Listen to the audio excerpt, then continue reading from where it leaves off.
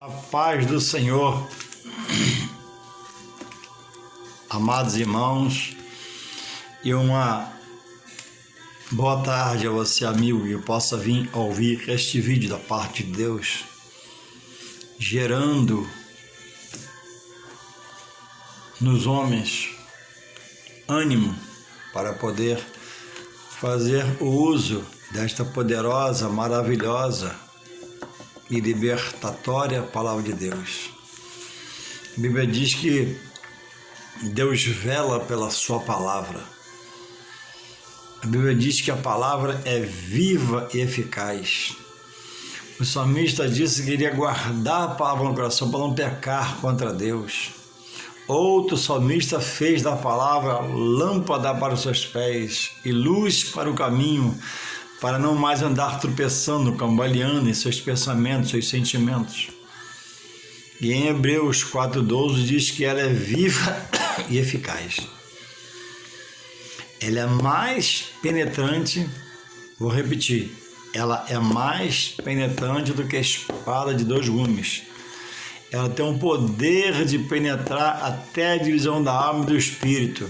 E eu pergunto a você que me ouve nessa tarde, aonde é a divisão da alma e do espírito? É um lugar que só Deus conhece, que formou o homem e é apta para discernir os pensamentos e intenções de cada um de nós. Deus nos conhece no nosso interior, Deus nos conhece na nossa intimidade, porque Ele é onisciente, onipresente e onipotente. Conhece toda a mente, está em todo lugar e tem todo o poder para, com eficácia, aqui é um clamar, aqui é um buscar, fazer a palavra no deserto, numa terra árida, numa vida abandonada, no ser humano, aquele por quem você está clamando, ele tem um poder, fica firme no Senhor, para lá fazer a obra na mente dessa pessoa, dessa mulher, desse seu pai, da sua mãe, do seu filho, desse que está próximo a você e é perdido, que você sabe que é perdido, você entende que ele é perdido, mas Deus restaura, porque Deus é restaurador. Deus restitui porque Ele é restituidor. Para Deus não há caso perdido, Deus ama, Deus é misericórdia, Deus é bondade, também é severidade. Resta a cada um de nós, humanos, limitados, necessitados, dependendo de Deus, mas que já fomos chamados pela sua palavra e Ele nos fez conhecer o Salvador, agora Senhor nosso Jesus Cristo. Quem clamar não ficará sem resposta. A questão é manter o ânimo, a postura, a alegria, o desejar, o focar, adorar a Deus. E nesta tarde tem uma palavra aqui que Deus colocou no meu coração sobre o profeta Jeremias. Diz assim, Jeremias na prisão, Jeremias 37. E Zedequias, filho de Josias, a quem Nabucodonosor, rei da Babilônia, constituiu rei na terra de Judá, reinou em lugar de Econias, filho de Joaquim. Mas nem ele, nem os seus servos, nem o povo da terra deram ouvidos às palavras do Senhor que falou pelo ministério de Jeremias, o profeta. Contudo, mandou o rei Zedequias a Jucal, filho de Selemias, e a Sofonias, filho de Maacéias, o sacerdote, ao profeta Jeremias, para lhe dizer: roga por nós ao Senhor nosso Deus. E entrava e saía Jeremias entre o povo, porque não o tinham posto na prisão. E o exército de Faraó saíra do Egito, e quando os caldeus que tinham sitiado Jerusalém ouviram esta notícia, retiraram-se de Jerusalém. Então veio a Jeremias, o profeta, a palavra do Senhor, dizendo: assim diz o Senhor, Deus de Israel, assim direis ao rei de Judá, que vos enviou a mim, para me consultar. Eis que o exército de Faraó, que saiu em vosso socorro, voltará para a sua terra no Egito. E voltarão os caldeus e pelejarão contra esta cidade e a tomarão e a queimarão a fogo. Assim diz o Senhor, não enganeis as vossas almas, dizendo, sem dúvida se retirarão os caldeus de nós, pois não se retirarão. Porque ainda que ferisseis a todos os exércitos caldeus que pelejam contra vós, que só ficasse deles homens feridos, cada um levantar-se-ia da sua tenda e queimaria a fogo esta cidade. E sucedeu que, subindo de Jerusalém o exército de caldeus, por causa do exército de Judá, de Faraó, saiu Jeremias de Jerusalém a fim de ir à terra de Benjamim, para dali ser separado do meio do povo. Mas estando ele à porta de Benjamim, achava-se ali um capitão da guarda, cujo nome era Jerias, filho de Selemias, filho de Ananias, o qual prendeu a Jeremias, o profeta, dizendo, tu foge para os caldeus. E Jeremias disse, isso é falso, não fujo para os caldeus, mas ele não lhe deu ouvidos. E assim Jerias prendeu a Jeremias e o levou aos príncipes. Irmãos, eu estou aqui na mesa com a Bíblia na mão a meditar sobre a vida de um profeta, de um vaso que Deus escolhe para profetizar sobre o seu povo, sobre a igreja, sobre o ministério, sobre a vida de alguém. Ser escolhido por Deus é tido, irmãos, como honra, como uma coisa gloriosa, como um privilégio, porque você trabalha para aquele que é santo, inerrante, imutável, infalível, aquele que consegue ajuntar onde não espalha, pelo poder da palavra e traz existência. Deus é aquele que colhe onde não planta, pela palavra ele traz existência o que ele quer. Foi assim no começo. Haja luz, haja terra, haja água, e houve tudo que houve pelo poder da palavra. Mas, irmãos, aqui está Jeremias, com todo o privilégio, toda a honra de ser profeta do Senhor, mas lutando contra um povo chamado por Deus, em parte preparado por Deus, mas que no decorrer da história matavam seus profetas. E eles sabiam o papel dos profetas, e certamente eles sabiam quando era esse profeta um homem de Deus ou não. Porque toda vez que um profeta falava em nome de Deus, a verdade se cumpria no tempo de Deus, não do profeta nem do povo. Deus que é soberano sobre tudo e todos. E quando não era de Deus, também não se cumpria. E muitas vezes esse profeta falso era penalizado. Mas havia uma perseguição constante, e havia nessa constância abundância de perseguição contra os chamados homens de Deus. E aqui está uma condição na qual o profeta está expondo a verdade, como sempre deve ser, se um profeta da parte de Deus verdadeiro.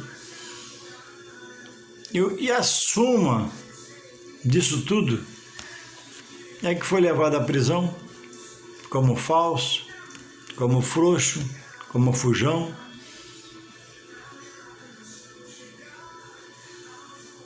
Então é preciso, cada um de nós, quer que tenha o dom de profetizar, ou na função que você exerça no ministério da sua igreja, e um deles pode ser de ser membro do corpo de Cristo, é um grande ministério que nem todos entendem. Se você tirar todos os oficiais da igreja e reunir a igreja numa reunião e perguntar a cada membro e fazer uma pergunta coletiva à igreja: irmãos, qual é o seu ministério na igreja? Só de membros. Muitos não vão ter resposta. Muitos não vão saber a resposta, porque não há a devida ligação. Irmãos, fazer parte do corpo de Cristo é um grande ministério colocado nas suas mãos por Deus.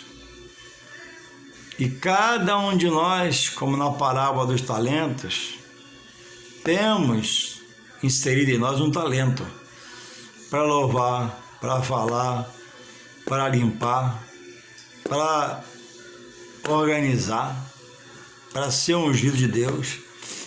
Todos nós somos um obreiro em potencial. Nem todos têm a mesma qualificação, nem todos têm a mesma educação para cumprir esse ofício, nem todos têm a mesma dedicação, mas isso aí é outra coisa, é com Deus naquele dia final. Mas dizer estar em Deus, frequentar os atos, frequentar o ministério, fazer parte do corpo e dizer, ou ficar dizendo: isso não é para mim, cheio de complexo inferior, ou cheio de complexo interior dentro de você, não, irmão. Deus te revelou a Jesus. Deus te elegeu uma grande salvação. E até chegar aquele dia, eu vou citar para você João capítulo 15, verso 16. João 15, 16. Vou confirmar aqui que fluiu uma duvidazinha e eu não posso andar na palavra em dúvida, tem que ter certeza. João 15, 16. Diz assim, João 15, 16. Não me escolhestes vós a mim. Nós não escolhemos a Deus, irmãos. A carne não permite o homem escolher a Deus. Deus, com misericórdia, toca e chama o homem e revela Jesus como Salvador e Senhor. Não me escolheste vós a mim, mas eu, o próprio Deus falando, Senhor Jesus, eu vos escolhi a vós, aqui vem um compromisso, e vos nomeei como meus herdeiros, meus servos, meus soldados, para que vá e dê fruto, e uma firmeza aqui, e o vosso fruto permaneça, a fim de que tudo quanto meu Pai, em meu nome, pedis a meu Pai, Ele vos conceda, segundo o seu querer. Não é só você sair pedindo e receber, não, é querer de Deus. Não nos esqueçamos, que os pensamentos do Senhor não são os nossos. Os nossos caminhos não são do Senhor, mas agora descobrimos que os pensamentos do Senhor e os caminhos do Senhor devem ser os nossos pensamentos e os nossos caminhos. Então, irmãos, cada um de nós somos um obreiro em potencial, ou seja, preciso me apresentar no templo, ouvir a mensagem no templo, estudar no templo, me preparar no templo para estar em condições de Deus querer por mim fazer uma obra, embora Deus não dependa que eu me prepare. O que Ele quiser fazer na vida de alguém, nada vai ser impedimento. Ele chamou Paulo, empreenda a vida de pecado. e capacitou a Paulo. A última coisa que o apóstolo Saulo queria era ter o nome dado para Paulo e ser o maior pregador do evangelho abaixo do Espírito Santo. E Deus fez assim com ele. E Deus pode fazer coisas muito grandes com você. Agora, eu, como membro do corpo de Cristo, frequentador de uma igreja, que escuto, que ouço, e ouço falar, Deus faz, Deus transforma, Deus liberta, Deus cura, Deus restitui, Deus muda, Deus dá tudo novo. Se nada disso mexer com o meu interior, não vai haver mudança da minha parte, a não ser que Deus queira fazer. É dada uma ordem por Deus. Ele diz que, Jesus diz assim, e vós não escolheste a mim, eu escolhi a vós. Então você já está, como os profetas do Antigo Testamento, num privilégio, numa vida gloriosa e em honra. Agora, o deslanchar é um querer de Deus, que eu preciso dar prosseguimento, buscando o quê? Conhecimento da palavra. Parar para ler a palavra, parar para estudar a palavra, parar para discernir um melhor entendimento, dissipar as dúvidas. Para quando falar, realmente está sendo usado por Deus, e entender que na hora de Deus, o que você falou por Deus na sua boca vai se cumprir, Deus vai te honrar. Ainda que todos duvidem, todos passem a te olhar diferenciado, como olhava para Jeremias para do passado, ainda que muitos te recusem, como recusou os do passado, hoje não vai ser diferente, que a mente do homem é a mesma. Eu entendo que a essência do homem é boa, vem de Deus. Toda a essência do homem na criação é boa, vem de Deus. Mas o pecado, depois que o homem pratica, afasta o homem de Deus. E essa essência que era boa se mistura a uma coisa chamada má, mais obras, mais ações, mais atitudes, e o homem fica numa mistureba espiritual, numa mistureba no seu interior. O homem passa a ser uma pessoa duvidosa, viver no meio de incertezas, porque uma hora que é Deus, que o Espírito busca Deus, mas a carne tem gritado mais alto, tem vencido a força, né? Interior do Espírito, que quer conduzir ele para as coisas do Pai.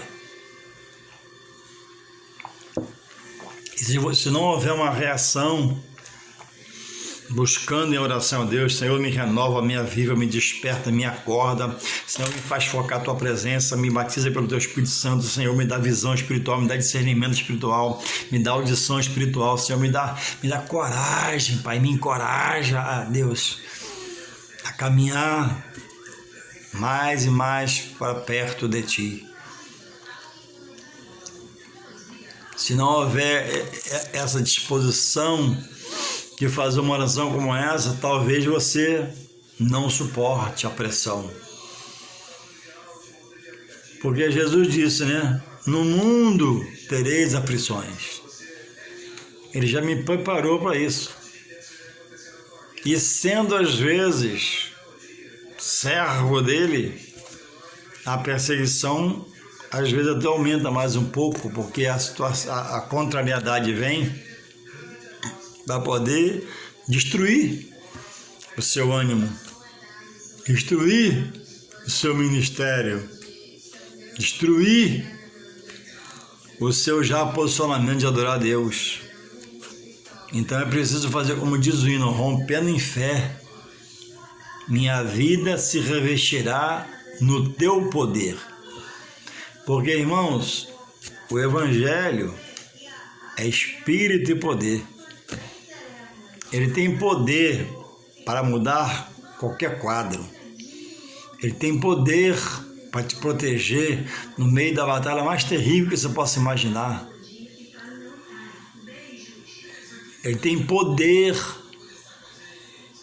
de, através de você, sustentar você na situação, para que todos mais à frente glorifiquem a Deus e você seja honrado e Deus te exalte da forma que Ele queira, naquilo que Ele quer, segundo o que vai acontecer. O que Deus quer de cada um de nós é a coragem dos profetas.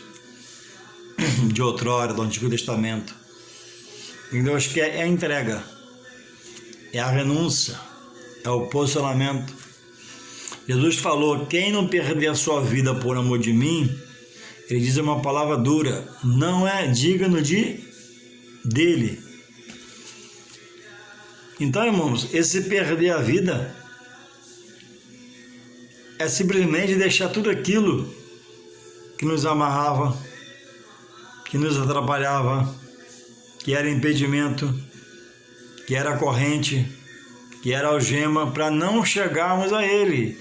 E aí Ele nos fez romper essas adversidades, chegamos a Ele. Agora Ele quer pelo menos meu ânimo,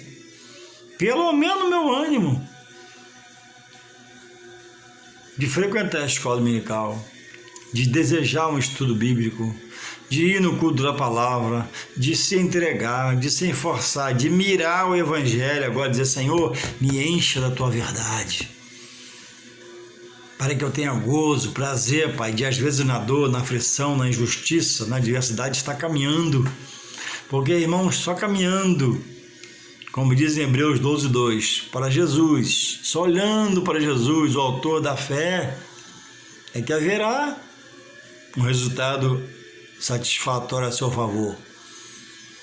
Nós, enquanto que vivermos, nós estamos, irmãos, na cova dos leões, até dentro da congregação, uma verdade colocada, às vezes você é contrariado, e não adianta brigar com todos da congregação, não adianta se romper contra aquilo que é de Deus, porque o próprio Deus vai dar direção, no desfecho. Resta você ficar na sua posição diante de Deus de verdade, que é ser um testemunho de alguém verdadeiro.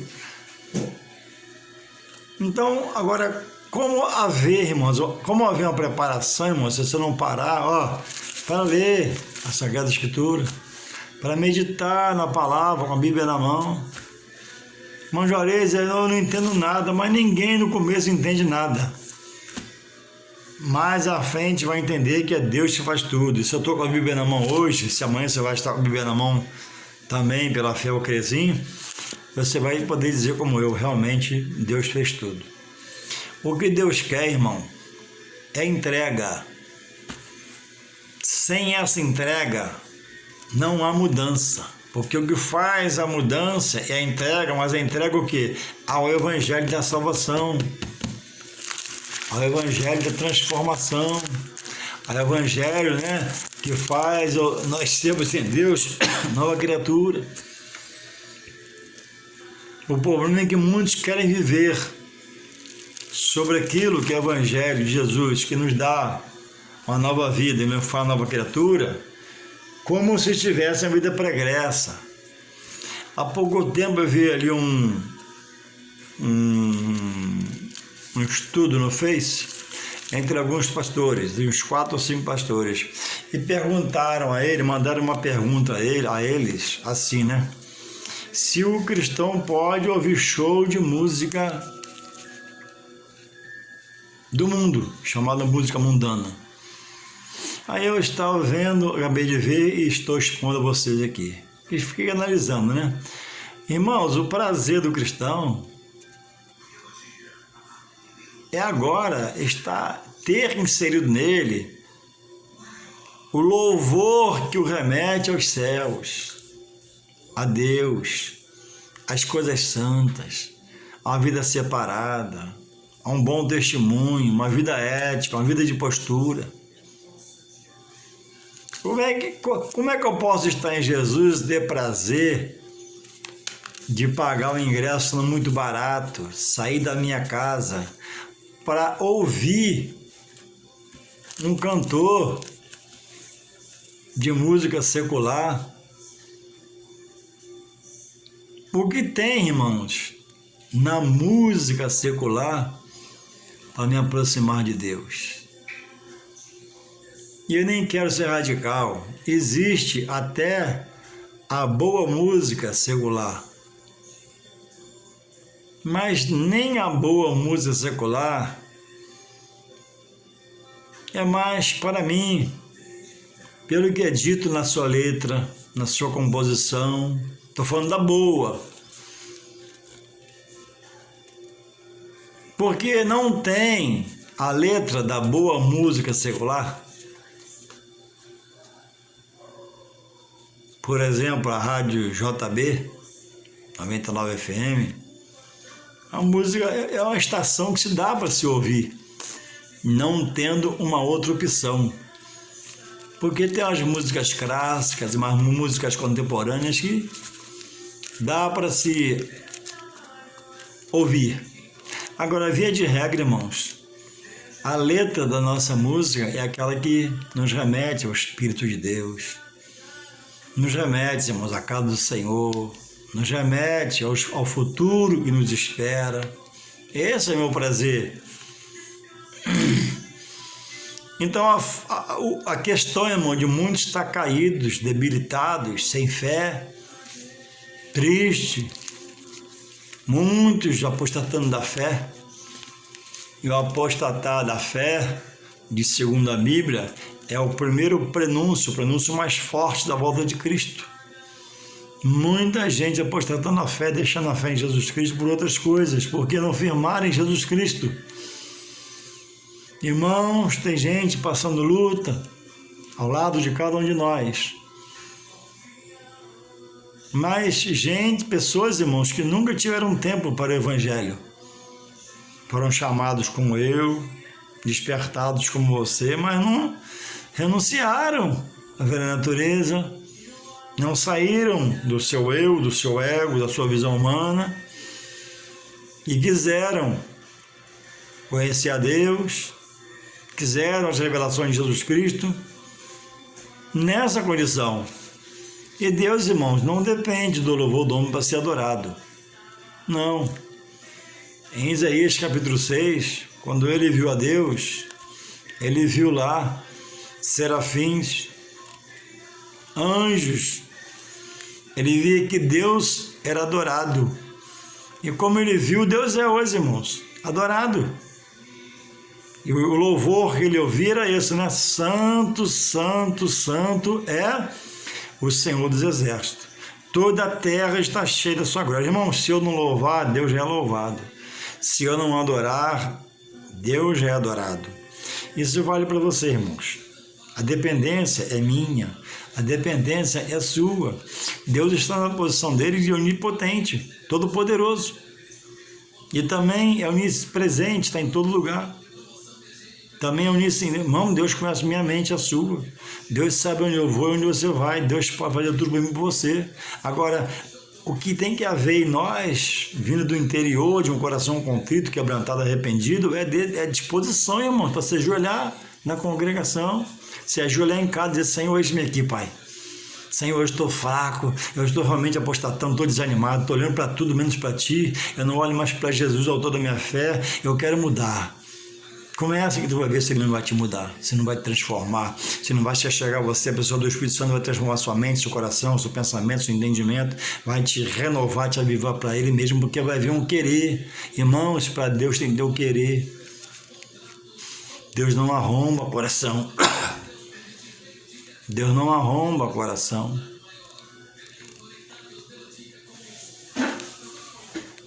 A Bíblia diz que o coração, em todo tempo, contrito, um coração arrependido, irmão, Deus não rejeita. Não interessa que você fez ontem, a porção do seu erro, o peso do seu erro, a cor da sua sujeira na sua roupa, não interessa. Deus, Jesus justifica diante de Deus. Ele quer a volta, o retorno, a entrega, a renúncia que nunca teve. E muitos viraram reclamão, muitos viraram blasfemadores, questionadores, mas não se colocam para dentro do Evangelho, da transformação, da renovação, da revelação, do avivamento, para a mudança de vida, para que haja uma eficácia e você não olhe para a esquerda nem para a direita e continue olhando para Jesus, o autor da fé. E muitos têm tido esse privilégio primeiro de ser chamado e não têm feito o mínimo da sua parte para nele querer estar. Porque uma vez, irmãos, simplesmente querendo estar nele, o resto ele vai completar. Eu sou uma árvore plantada. Quem dá o crescimento dessa árvore é Deus. Louvado seja o Senhor. Então, irmãos, como outros, o profeta Jeremias foi questionado em seu ministério, porque queriam ouvir o rei de Judá, os habitantes de Judá, o governo de Judá, coisas que fossem agradáveis na satisfação do massagear o ego deles. Mas vindo uma palavra contrária, logo vinha uma prisão, vinha um açoite, vinha uma perseguição sobre Jeremias e o profeta que fosse. E hoje também, irmãos, temos desejos, temos vontades, temos visto muitas pessoas, chamados líderes, com as expressões chulas no altar, coisas que eu sempre falo, vou repetir, que eu não entendo. Irmãos, uma congregação com a máquina de fumaça, uma congregação com luz piscando, uma congregação com a parede preta, na hora do louvor ainda apaga a luz e diz que é para concentrar mais. Entretenimento, irmãos, coisas humanas. Deus nos chamou das trevas, Deus nos tirou das paredes pretas, Deus nos tirou da luz piscando e nos colocou numa luz que alumia o mundo, que é Jesus, seu Filho amado. Aí o líder espiritual volta, com todo esse processo retrógrado de coisas, de utensílios, penduricalhos dentro da congregação. Onde você está congregando, irmãos? Como é que é feito o evangelho lá? Como é que é feito o culto lá? Como é que é programado o evangelho lá? Vale tudo? Pode tudo? Peça a Deus, se precisou, saia. Existem igrejas sérias, existem pastores sérios, existem profetas de Deus sérios, que têm testemunho de vida. Louvado seja Deus pela sua palavra, louvado seja o nome do Senhor, louvado seja o nome de Jesus, que é o nome sobre todo nome, nome o qual todos devem se curvar e confessar que Ele é o Senhor de suas vidas. E a Bíblia diz, irmão, que quem está em Cristo, nova criatura é. As coisas velhas são passadas. Irmãos, antes nós andávamos em trevas, irmãos. Hoje nós estamos na luz. E a luz é Jesus, que ilumina o mundo. O mundo não aceita, rejeita. Os deles, os judeus, rejeitaram. Mas nós, a Bíblia diz, somos bem-aventurados, que não cremos, nem vimos, nem comemos com Ele, nem com Ele bebemos, mas cremos e aceitamos. Somos gentios convertidos a uma grande salvação. Outra coisa que eu vi um pastor falar ali, que em momento nenhum, de forma nenhuma, de jeito nenhum, ninguém perde a salvação. São as duas correntes, de alguém que entende que pode se perder e alguém que entende que jamais pode se perder. Irmãos, Deus respeita as minhas decisões. Eu só tenho que entender que Deus é misericórdia e também é severidade. Quando Moisés clamou pelo povo e disse, se tu não fores comigo, Êxodo 32, 32, se não fores conosco, então apaga o meu nome do livro da vida. Deus chama a atenção dele, isso não é contigo. Isso não é capacitado a você discernir quem vai ser salvo ou não. Faz, tem que fazer e vai embora. E depois Deus puniu a todos os judeus no meio do caminho. E em Apocalipse 3,5 diz, eu vou ler para você Apocalipse 3,5. Dá tempo de ler, para que haja uma melhor compreensão da palavra. Diz assim, Apocalipse 3,5, que diz sobre salvação, possíveis perdições. Olha, o que vencer, Jesus falando, se ele diz o que vencer, também você tem que lembrar, que se pode perder. O que vencer será vestido de veste branca. O que vencer, o que perder não está aqui não. E de maneira nenhuma riscarei o seu nome do livro da vida. Então, quem vai estar no livro da vida é que vencer, Quem é o que vai vencer? O que ficar fiel, que for fiel, o que pecar, pedir perdão, recomeçar, o que se contaminar de uma vez só e entender que Jesus justifica, voltar e pedir perdão com arrependimento no coração. Então diz aqui, 3:5 do Apocalipse, leia depois aí, ó. O que vencer, o que perder não está aqui, será vestido de vestes brancas, e de maneira nenhuma eu riscarei o seu nome no livro da vida. Para esse aqui tem uma promessa, de maneira nenhuma ele vai riscar o nome do livro da vida. Agora eu vou ler aqui sobre Moisés. Há tempo de ler? Não adianta correr, é preciso que se fale e se entenda a palavra de Deus. Êxodo 32. Vê na sua Bíblia e depois deixa de preguiça, em nome de Jesus. Desperta do que dormes. Ó. Êxodo 32, fala assim, ó. Diz assim, Êxodo 32:30. Moisés intercede pelo povo. E aconteceu que no dia seguinte... O que eu ouvi nesse capítulo? Deus chamou Moisés para entregar ele as tábuas da lei. E Moisés foi. E quando voltou, achou um borril feito, né? Como deuses dele. E aí aqui tem a intercessão de Moisés, feito pelo louco, né? Agora o louco, irmão dele, Arão. Moisés intercede pelo povo. E aconteceu que no dia seguinte Moisés disse ao povo: vós cometestes grande pecado. Agora, porém, subirei ao Senhor, porventura farei propiciação por vosso pecado. Assim tornou-se Moisés ao Senhor e disse: ora, este povo cometeu grande pecado, fazendo para si deuses de ouro. Aí Moisés fala mais sério com o Senhor agora. E Deus vai responder ele mais sério também, diz assim, ó, 32. Agora, pois, perdoa o seu pecado, senão risca-me. Peço-te do teu livro que tens escrito. Então disse o Senhor Moisés: aquele que pecar contra mim, a este riscarei do meu livro. Antigo Testamento aqui. E lá Apocalipse, Novo Testamento. Está ratificando. Lá o que for vestido de veste branca, o vencedor, ele não vai riscar.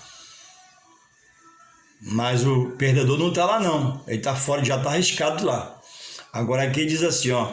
Êxodo 32:33. Então diz o Senhor Moisés: aquele que pecar contra mim, a este riscarei do meu livro. Vai, pois agora, conduze este povo para onde te tenho dito, eis que o meu anjo irá diante de ti. Porém, no dia da minha visitação, visitarei neles o seu pecado. Assim feriu o Senhor o povo, por ter sido feito o bezerro que Arão tinha formado. Então, irmãos, a Bíblia diz claramente, categoricamente, que o pecado separa o quê? O homem de Deus. A Bíblia diz o quê? Categoricamente, a alma que pecar, essa morrerá. Primeiramente espiritualmente, nem sempre fisicamente, e depois fisicamente também. Então a primeira morte do homem diante de Deus nem sempre é a morte física, a primeira morte é espiritual. O homem está olhando, está cheirando, está falando, está ouvindo, está enxergando, mas para Deus não tenho tempo, não dá, não acredita, não creio, rejeito, eu sou do diabo. Alguns dizem, né, eu sou do diabo, outros batem no peito, eu sou satanista. Outros dizem, eu não quero, simplesmente não quero, Deus respeita. Esse está fora, esse está se colocando fora. E Deus respeita, Deus não arromba o coração. O inimigo entra na vida do homem, faz bagunça, atropela. Mas Deus não, Deus fica na posição dele, que ele diz no Apocalipse 3:20, disse para a igreja lá. Vale para nós hoje, ó, eu estou à porta e bato, quer dizer, ele estava na porta da igreja. E ninguém abria a porta para ele entrar, ou seja, as atitudes feitas naquele templo, as atitudes feitas na hora do culto lá, não agradavam a Deus. E ele estava na porta, ó, eu estou à porta e bato. Se alguém abrir a porta, eu vou entrar, você comigo. Porque o culto, irmãos, é de Deus, o culto não é do homem. E às vezes o homem quer dar direção ao culto, que é do Espírito Santo de Deus, não é do homem. Então, se o homem, a liderança do culto, do louvor, não se colocar na mão do Espírito Santo, orando, jejuando, se consagrando, ele faz o culto. E o culto do homem Deus rejeita. Então, irmãos, hoje temos que ser também de valor. Há em nós um poder, a nossa disposição para nós clamarmos, se esforçarmos e fortalecer na força do Senhor. Ah, você é fraco, né? Então tudo bem, vou te dar uma boa notícia. A Bíblia diz, né, que o poder se aperfeiçoa na fraqueza. Não na fraqueza do pecado, do erro, da vida pregressa como antes, mas na vida de se entender que depende de Deus, e você mesmo é fraco, você é incapaz, não dá para você fazer, mas você entender que se o Espírito for com você, você vai fazer em nome de Jesus, vai ser vitorioso. E Deus possa continuar te guardando e abençoando em nome de Jesus. Amém.